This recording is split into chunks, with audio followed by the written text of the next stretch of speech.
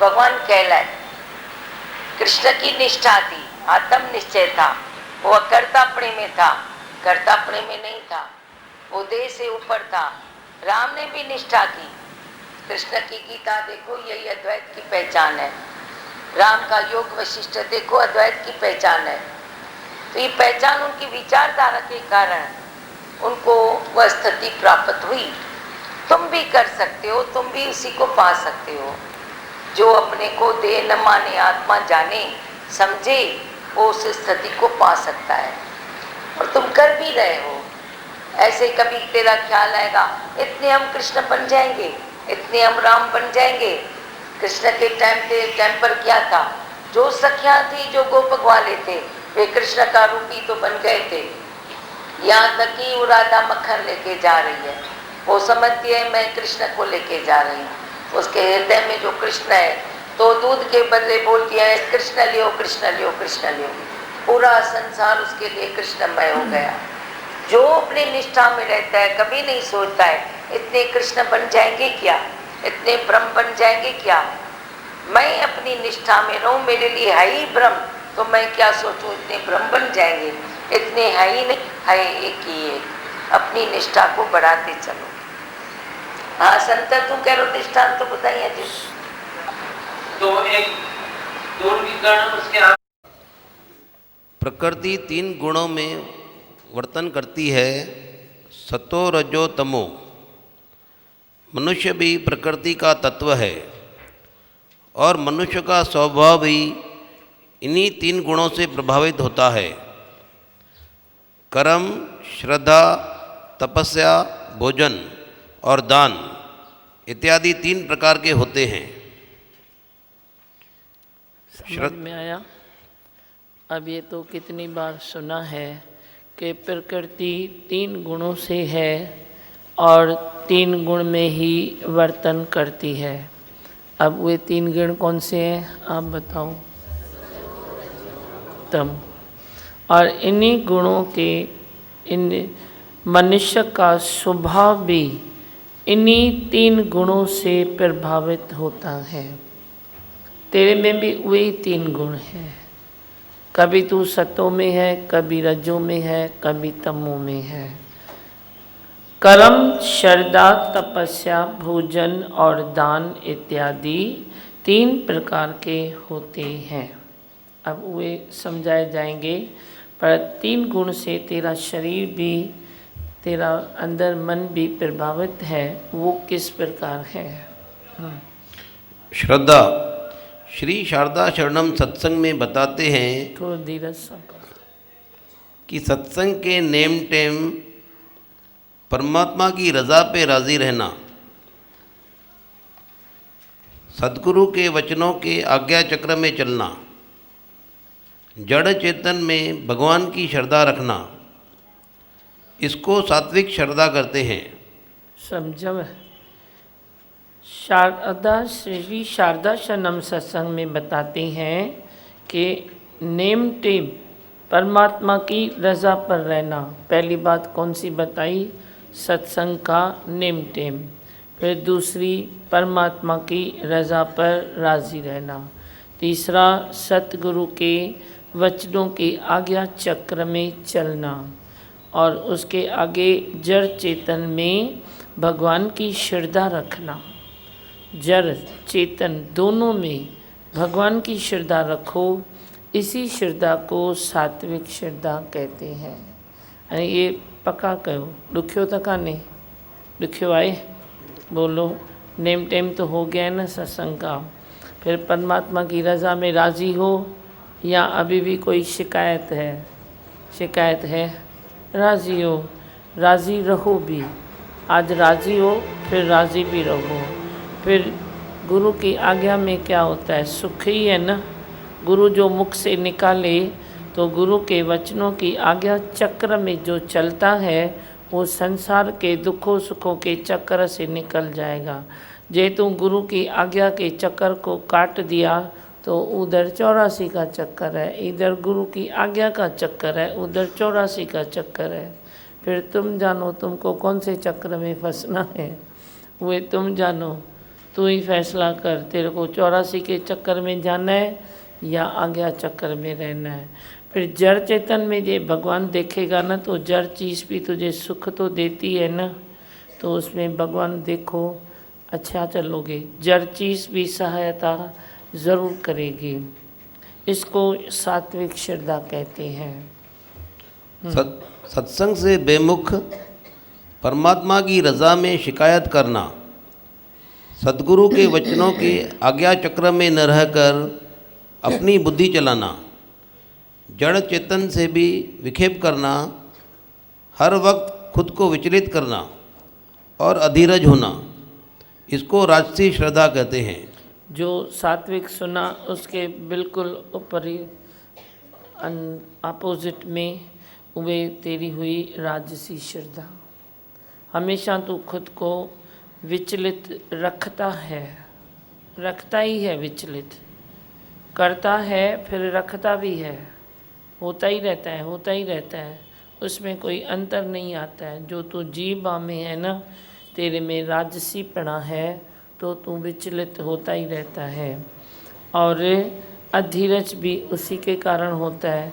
अब इसको कहते हैं राजसी श्रद्धा।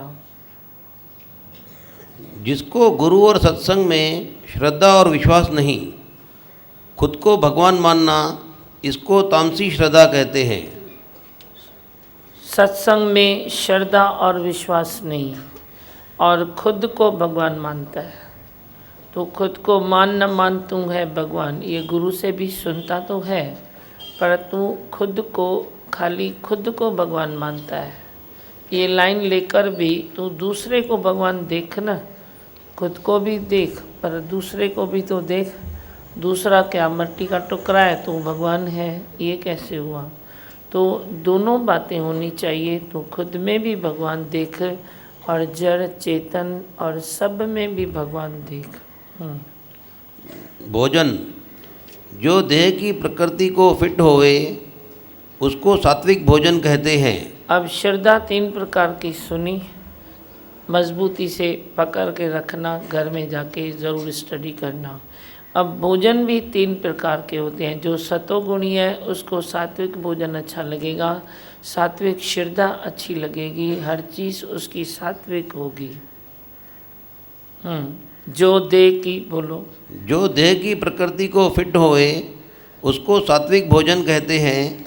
तेरे से जो फिट है, जो तेरे को अलाउड है खाने के लिए, पीने के लिए, वे तू खाता है, दूसरी तरफ देखता नहीं, वे सात्विक भोजन है। जो तेरे से फिट होवे, सूट होवे। जो देह की प्रकृति से फिट न होए फिर भी स्वाद के अधीन होकर खा ले, उसको राजसी भोजन कहते हैं। समझी? फिट नहीं होता है पर तेरी ज़ुबान चाहती है, जेकर त चख्या, तो वे तू खा भी लेता है, चखता नहीं है पर खा भी लेता है।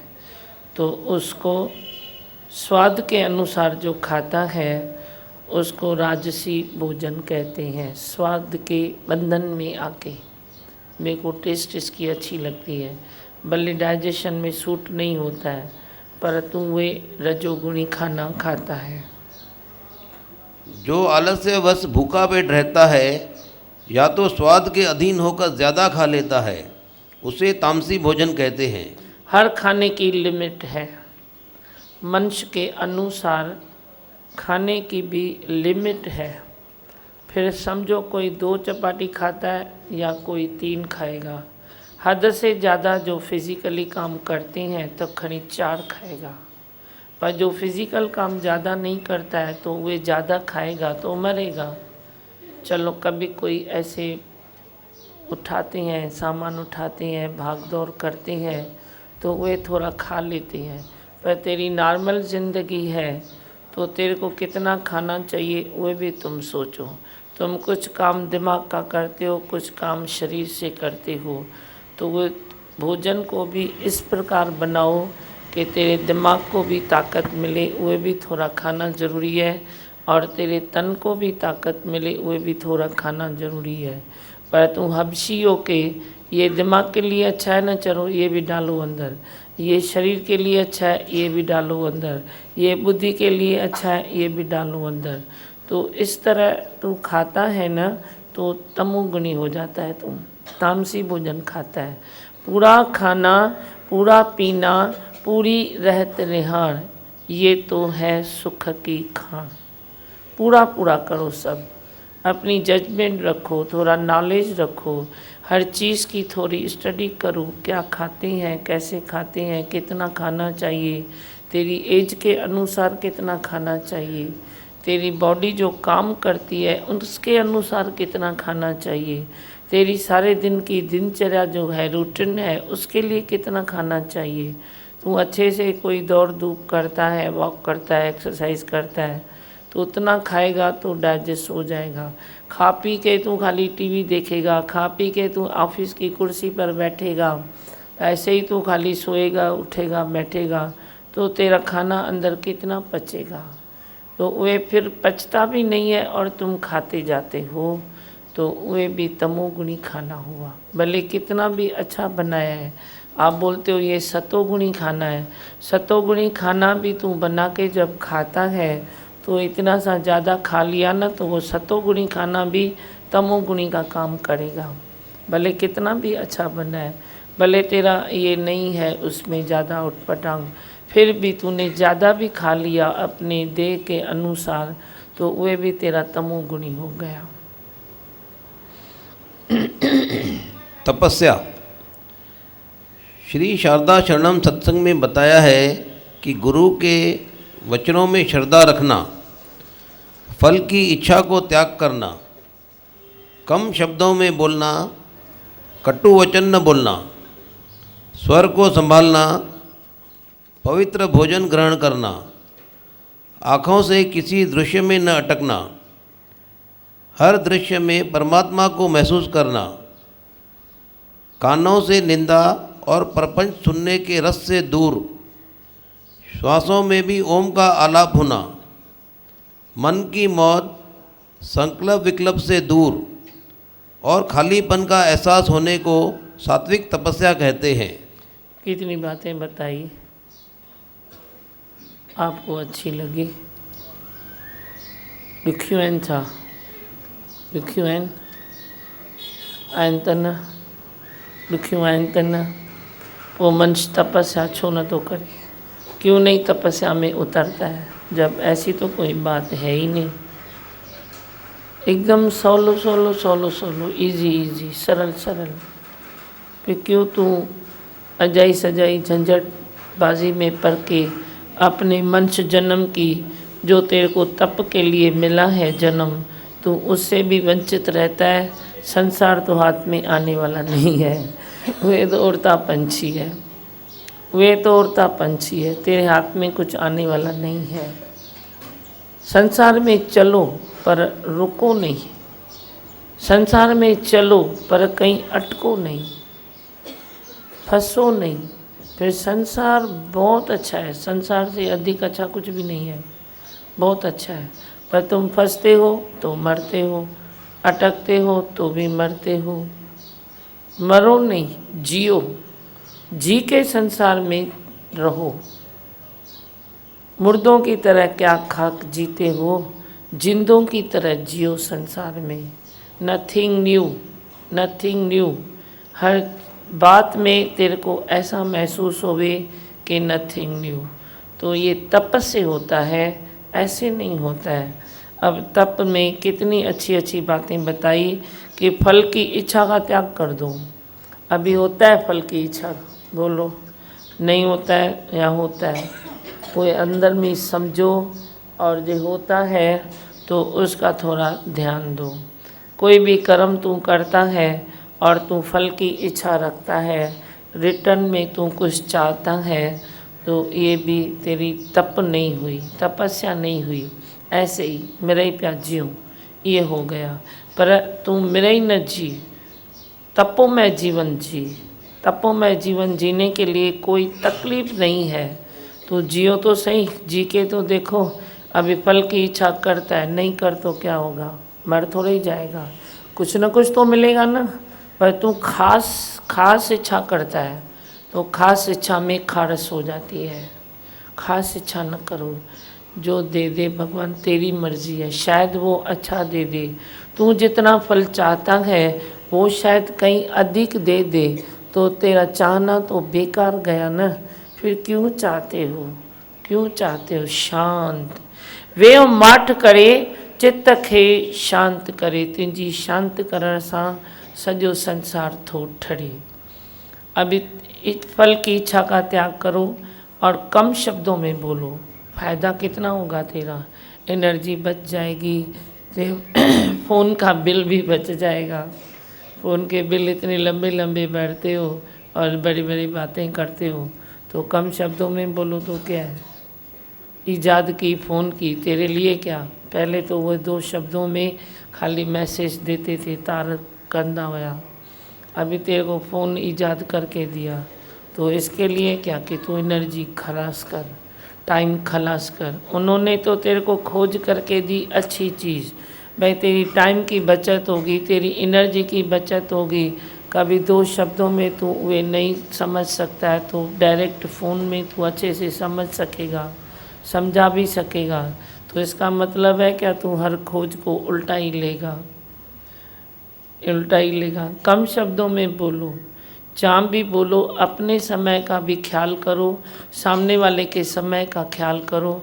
और जब फ़ोन करते हो तो अपने कानों का भी ख्याल करो, कितने गर्म हो जाते हैं। फ़ोन गर्म होता है, तेरे हाथों में पकड़ता है तू, वे नसें दुखेगी आगे पीछे, ये नसें दुखेगी आगे पीछे। कम शब्दों में बोलो, कम से कम, कम से कम, कम से कम। जितना कम बोल सकते हो उतना कम बोलो। और जे आज कोई बात तेरे मन में है, कल भी तू किसको वो मिलेगा, कल भी तू बोल सकता है, तो फिर आज फ़ोन क्यों करता है? मेरे को वही तो जवाब दियो, बताओ। फ़ोन क्यों करता है? जब भी कल तू उससे मिलेगा, आज तेरे मन में कोई बात आई, भाई उसको ये बोलना चाहिए, तो फिर हर बार कल भी बोल सकते हैं, इतना कोई अर्जेंट नहीं है। तो तू फिर फ़ोन क्यों करता है? फ़ोन किस लिए? अर्जेंट बात के लिए फ़ोन है ना, इमरजेंसी के लिए फ़ोन है ना। किसके लिए खोज हुई फ़ोन की? तेरे इस टाइम पास के लिए या इमरजेंसी के लिए? अर्जेंट है तो फ़ोन करो, नहीं तो कल मिलेगा तो बात करो ना। इतनी भी एनर्जी क्यों कमाते हो? बेचारी कानों की नसें तो वे बोलती नहीं है ना। तू तो बोलता रहता है, एंजॉय करता है, ये थोड़ी बोल रही है। ये बेचारी चुपचाप गर्म हो रही है, बस शांति से बैठी है, भाई कुछ और चारा नहीं है। तो तू अपने ही इंद्रियों को, कानों को मजबूर करता है, आँखों को मजबूर करता है, हर इंद्री को तू मजबूर करके रखता है। ये तेरी तपस्या नहीं है। हाँ, कटु वचन भी मत बोलो, कर्म बन जाते हैं। स्वर को संभाल के बोलो, टोन तेरा अच्छा होना चाहिए। वही 2 शब्द तू किसको बोलता है, तेरा टोन सही नहीं है तो उसको दुख होता है। उससे भी बढ़कर तू कभी कोई शब्द किसको बोलता है, लेकिन टोन तेरा सही है, तो तेरा गुस्सा है ना, गुस्से को भी एक मोहब्बत का टोन दे दो। वो सामने वाला समझेगा कि ये गुस्सा कर रहा है पर मेरे ऊपर मोहब्बत लुटा रहा है। तो तू गुस्से को भी कौन सा टोन देता है? नफ़रत की आग में खुद जलता है, औरों को भी जलाता रहता है। ये मत करो। पवित्र भोजन ग्रहण करना, मैंने कल तेरे को बताया ना, आज ये बात निकली है। कल तेरे को मैंने क्या बताया कि मुख को मंदिर बना दो। पवित्र भोजन तू ग्रहण करेगा तो सुर भी तेरा पवित्र निकलेगा, स्वर में भी तेरे तासीर आएगा। ऐसे तो सब गा लेते हैं, इसमें क्या है? कौवा भी गाता है, कोयल भी गाती है, पर तू किसको पसंद करेगा? वो कोयल की आवाज़ को तू पसंद करता है ना। किसको नहीं आता है बोलना? सबको गुस्सा करना आता है, पर तेरे गुस्से में भी किसकी ज़िंदगी छुपी हुई है तो उसको मिल जाती है। तेरे गुस्से में भी कोई नफ़रत छुपी है तो वे उसको वे मिलती है। तो तप करो अंदर, अपने मुख से, अपनी आँखों से, अपनी हर चीज़ से। तपस्या में जीवन तेरा होना चाहिए। आँखों से किसी दृश्य में अटक जाते हो तो मरोगे ही ना। बस आँखों ने देख लिया ऐसे, ये बहुत चीज़ अच्छी है, अच्छी है तो क्या है, जिसके लिए है उसके लिए है। जो तेरे लिए है वो अच्छी है। आँखों को ये आदत डालो, मैं जो मेरे हाथ में चीज़ है, जो मेरे नसीब में है, जो मेरे पास है, जो मेरे लिए है वो अच्छी है। आँखों को ये आदत डालो। तेरे आँखों में भी परायापन बहुत है, पराई चीज़ तुझे बहुत अच्छी लगती है, तो वो तो मरना ही है, मिलती तो नहीं है, भटक भटक के आखिर तू मरेगा। पर आँखों के जे आदत डालो कि ये चीज़ मेरी है ना, तो मेरे को बहुत अच्छी लगती है, तो ये आँखों को आदत पड़ जाएगी, वे दृश्य देखने की आदत पड़ जाएगी। दूसरी बात, निंदा न करो। हर दृश्य में परमात्मा को महसूस करो। हर दृश्य में, जो भी दृश्य है उसमें देखो भगवान बैठे हैं, तो तू अटकेगा ही नहीं ना। भगवान नहीं देखता है तो ही तू अटकता है, पर यदि हर दृश्य में तू साक्षात्कार भगवान का करे तो तू अटकेगा भी नहीं, लटकेगा नहीं, मरेगा भी नहीं। कानों से निंदा और परपंच सुनने के रस से दूर रहो, दूर रहो। कितनी निंदा सुनेगा, कितनी तू करेगा, आखिर तो निंदा थकान देती है ना। पर ये रस है, रस, रस पर विजय प्राप्त करो, अपने देह के रसों पर विजय प्राप्त करो कि ये रस है, मुझे नहीं चाहिए, मुझे तो आत्म रस चाहिए। आत्म रस के पीने वाले मुझे भी रस पिला दे, मैं कौन हूँ क्या हूँ मुझे तू ही समझा दे। वे आत्मा का जो रस है वे तेरे लिए अच्छा है। देह के रसों में तुम मरते हो तो मैं क्या करूं, क्या करूं, तेरा बैलेंस बनेगा ही नहीं जब तक तू दे। मैंने बोला है घूमो फिरो खाओ पियो ये सब करो, इसमें कोई हर्ज नहीं है, संसार बहुत अच्छा है। पर देखा न सुना न, आप जहाँ अटक जाते हो किसी रस में, तो रस जो लोभ निचोड़े वेंदे हासिल थींदे हैरानी, और कुछ भी नहीं होगा। जो तेरे देह के रसों से हैरानी तुझे प्राप्त होगी उसको गुरु भी नहीं छुड़ा सकता है जब तक तू तैयार नहीं है। गुरु फेल है उधर जब तक तू तैयार नहीं है। तेरे देह के रस इतने चिपकू लगे पड़े हैं, तू रोज़ वाणी सुन के अपने को रगड़ता जा, अपने को शौक देता जा कि मैं भी इन देह के रसों से ऊपर उठूं। कुछ रस भी नहीं लेता है, पर मोह वाला सामने खाली होए मैं देखूं उसको। ये क्या है, आंखों का रस नहीं है, नहीं है कुछ, उससे तू प्राप्त भी नहीं करता है, कोई उसमें इच्छा भी नहीं रखता है, कुछ से तू उससे कुछ चाहता भी नहीं है। पर ये आखिर है क्या, तेरे आँखों में कौन सी भूख है, बस ये सामने बैठा रहे मैं ऐसे ताकता रहूं। तक्कण बंद करो, ये तकने में से तेरी कितनी तकलीफ़ें तेरे को मिलती है तुम नहीं समझते हो। तकने की इच्छा है ना, जो तकने की आदत है ना, किसी भी चीज़ को ताकते रहते हो, ताकते रहते हो, तो आँखों से जो तू दृश्य देखता है और उसको तकता रहता है वे भी तुम कर्म बनाते हो। कितनी सुजागी, कितनी सावधानी हर मनुष्य को होनी चाहिए, ये तुम खुद स्टडी करके खुद समझो। हाँ, और क्या सुनाया, कानों से निंदा और परपंच सुनने के रस से दूर रहो। श्वासों में भी ओम का आलाप होना, हर श्वास में ओम का आधार बना ले, साथी बना ले ओम को, और मन में बिठा ले ओम को, आँखों में बिठा ले ओम को, कानों में बिठा ले ओम को।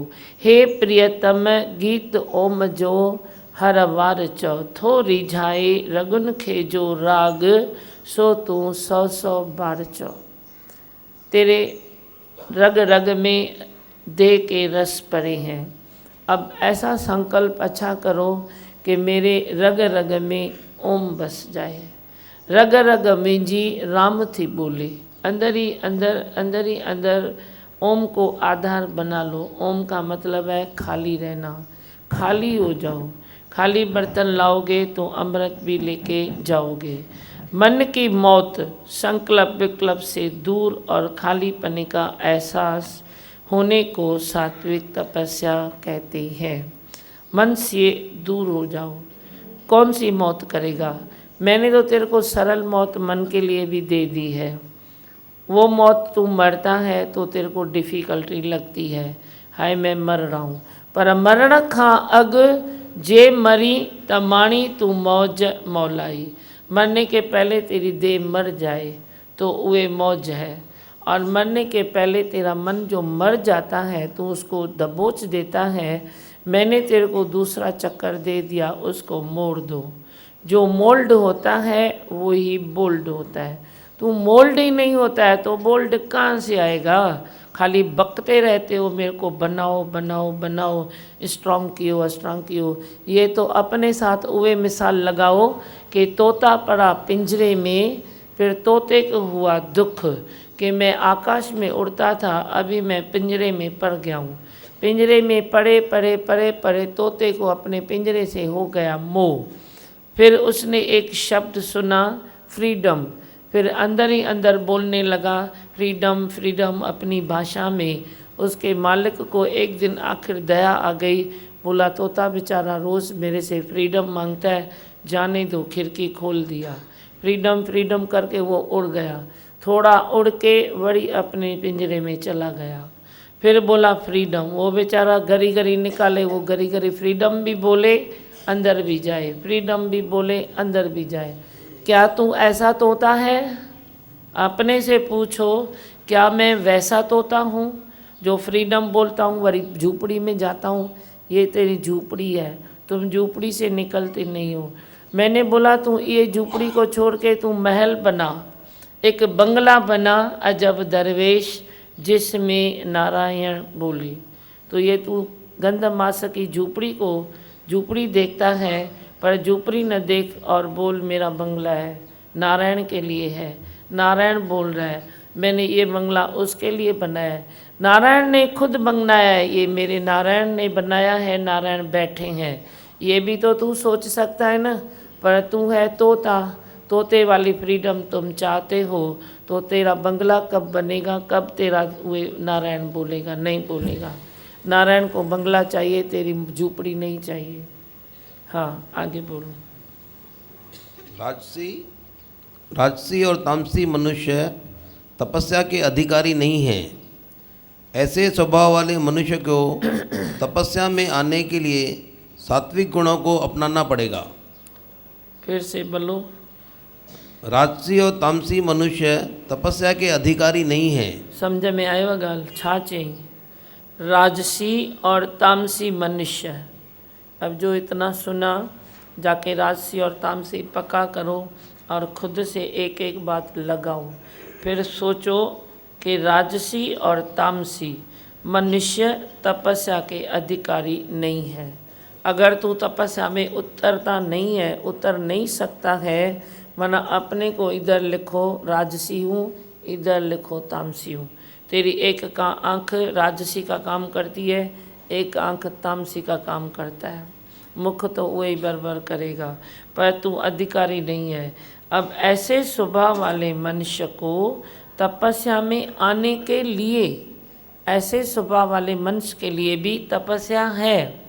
ये नहीं समझो कि नहीं है, तू आ सकता है, पर आने के लिए सात्विक गुणों को अपनाना पड़ेगा। अगर तेरे में सात्विक गुण नहीं है तो जे तू परमात्मा को पाना चाहता है, अपनी तपस्या में रहना चाहता है, अगर तेरा ये शौक़ है तो तुझे पहले सतोगुण में आना पड़ेगा। सतोगुण में सात्विक गुणों को पहले पहचानना पड़ेगा कि सतोगुण क्या है, उसको पक्का करना पड़ेगा और फिर एक एक सतोगुण को खुद से लगाओ। या तेरे नेचुरल जो तेरे तमो और रजोगुण है उसको भी पहचानो और उसका वो निकाल के वे रखो, वे निकाल के वे रखो। जैसे तू हर चीज़ पुरानी होती है ना घर की, तो तू निकाल के नहीं रखता है ना, रखता है ना, तेरे को आता है, थोड़े ही नहीं आता है। ऐसे ही तेरे जो पुराने तमो और रजोगुण के गुण हैं वे जो उसको निकाल के फिर सत्व को इधर लगा दो। हाँ। दान। सत्संग से ये शिक्षा प्राप्त होती है कि सबसे श्रेष्ठ दान ज्ञान दान है। सद्गुरु के ज्ञान दान से सबका जीवन खिल उठता है और हर परिस्थिति में संतोष में तृप्त रहता है। और फिर जिज्ञासु भी अपने सद्गुरु की तरह ज्ञान बांटने लगता है। समझ गाल सत्संग से ही ये तेरे को सब मिलता है कि सब दान है सब दान है, उसको हम क्रॉस नहीं करते हैं। हर किस्म का दान है, जो जैसा दानी है वैसा दान करेगा, उसमें कोई तकलीफ़ नहीं है, कोई गलत नहीं है, कोई ऐसा कुछ भी विक्षेप की बात नहीं है। तो जैसा दानी है, परमात्मा ने जो तेरे को दिया है वही तू दान करेगा। पर जे मेरे भगवान के सत्संग में जो बच्चे आते हैं उनको सतगुरु ने कौन सा दान दे दिया? ज्ञान दान दे दिया। ये नहीं कहा कि तू वधे विजय ये हुए वो हुए, वे तो होता ही रहता है नेचुरल, पर दान जो देते हैं वो एक्स्ट्रा चीज़ है ना। तो जिसको जो है वे दान करेगा, नहीं है तो दान कैसे करेगा।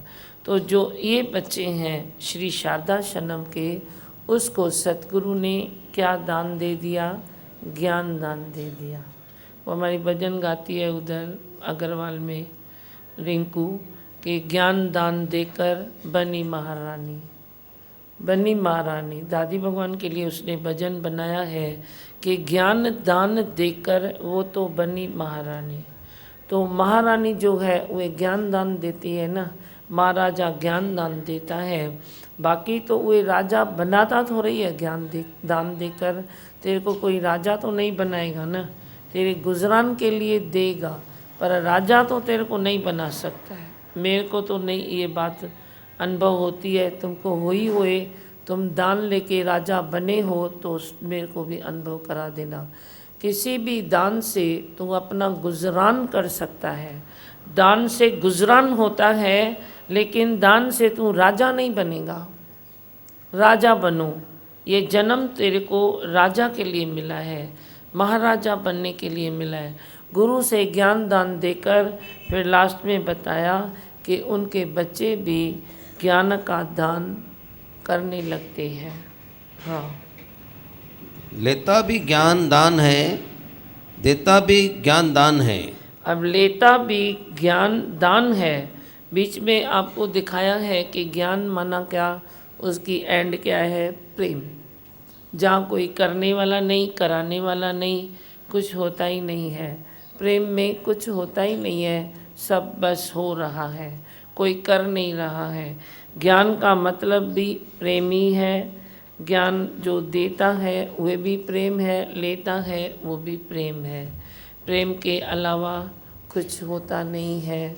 मेरे कृष्ण भगवान की मुरली क्या है? बोले प्रेम प्रेम प्रेम। मेरे दादी भगवान भी वही है, सब रूप एक ही है, उनकी भी मुरली यही बोलती है प्रेम प्रेम प्रेम। न कृष्ण और तू दो नहीं है। आप ऐसा अच्छा संकल्प करो कि जो श्री कृष्ण भगवान की शक्ति है वो ज्ञान के थ्रू मुझे मिल रही है, और मैं उनको उनकी सब चीज़ को समझ के और मैं भी कृष्ण बया। जैसे आज उसका मिसाल सुनाया ना राधिका का, किसका? मीराबाई का, कि वे शाम लियो दूध लियो दूध लियो दूध लियो बोला तो शाम लियो शाम लियो शाम लियो हो गया। तू भी ऐसे गीता पढ़ के तू ही बोल मैं ही कृष्ण मुरारी हूँ, मैं ही सब हूँ। जब तक तू ये शुद्ध अहंकार नहीं करता कि मैं ही हूँ, इधर ही कृष्ण भगवान है, इधर ही नारायण है, इधर ही सब कुछ है, तब तक तेरा एक भी विकार नहीं जाएगा। शक्ति वही एक है, नाम कोई भी लीजिए पर ईश्वर एक है। एक शक्ति को सिद्ध करने के लिए ये सब साधन है, वे साधनों से तू सिद्धि को प्राप्त कर सकता है। आगे पढ़ो। प्रेम खजाना जो भी लुटाए जग उसका दीवाना। समझी बात?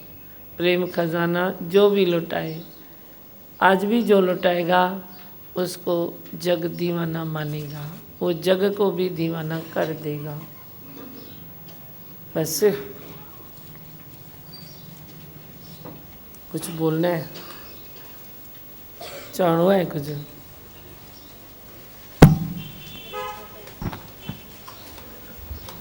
हो हो सकता है लेकिन कोई राजा नहीं बना सकता। हाँ।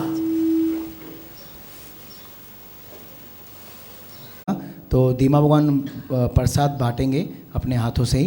तो कल 18 अध्याय पूरे हो रहे हैं, तो एक दूसरे को बता दें, क्योंकि जैसे गीता अध्याय पूरा होता है श्री शारदा शनम के, तो भोग साहब होता ही है। तो ये कल भोग है, तो कल जो सब लोग आएँ और एक दूसरे को बता दें। कल सत्संग के बाद प्रसाद दीमा भगवान हाथ से बांटेंगे। मैं हूँ आनंद का स्वरूप, मैं हूँ सुख स्वरूप, मैं हूँ शांत स्वरूप, मैं हूँ ज्योति स्वरूप, मैं हूँ ब्रह्म स्वरूप, मैं हूँ सत्य स्वरूप, मैं अविनाशी हूँ, मैं निर्विकारी हूँ, मैं अजर हूँ, मैं अमर हूँ, मेरा कभी न होता नाश, मैं सदा सत जागृत हूँ। ओम। है ही भगवान, है ही भगवान, है ही भगवान।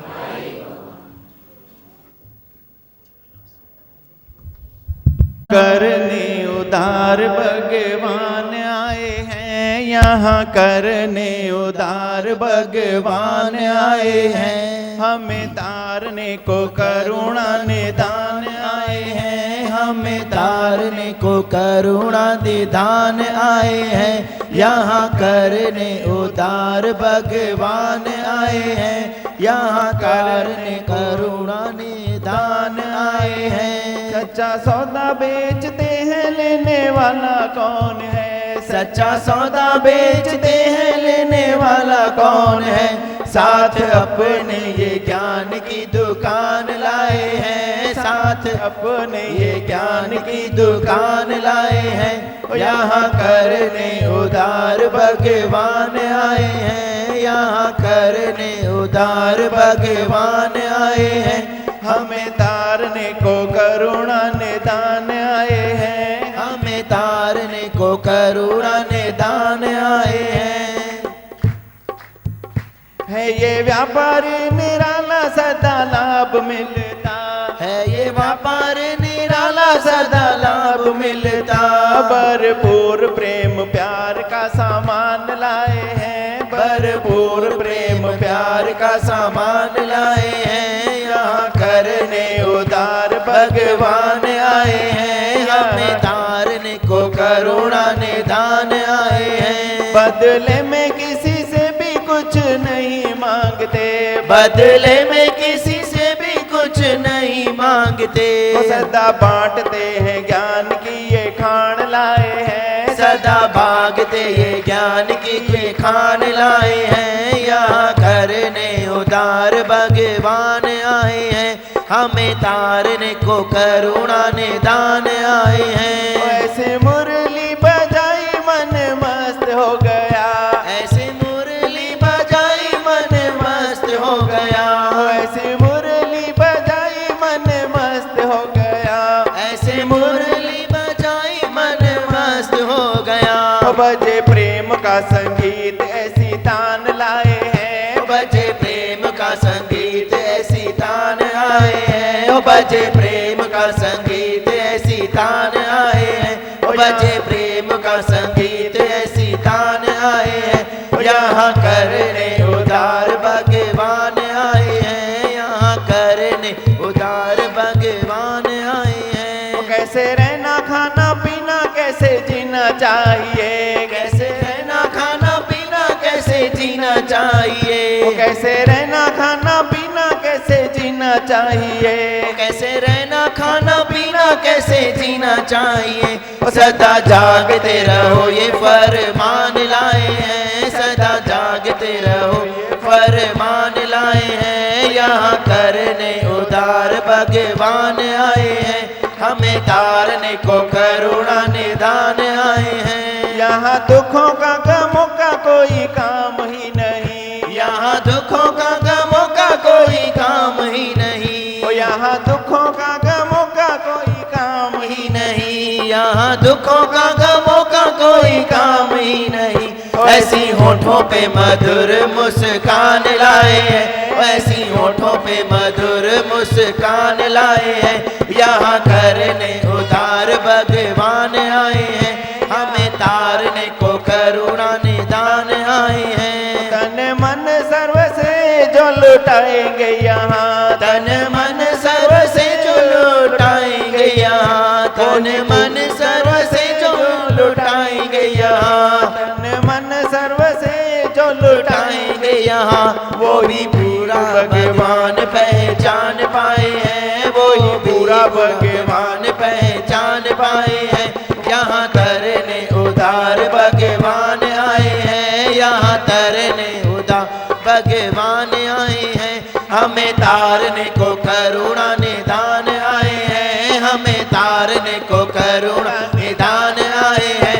यहाँ करने उधार भगवान आए हैं, यहाँ करने उधार भगवान आए हैं, हमें तारने को करुणा निदान आए हैं, हमें तारने को करुणा निदान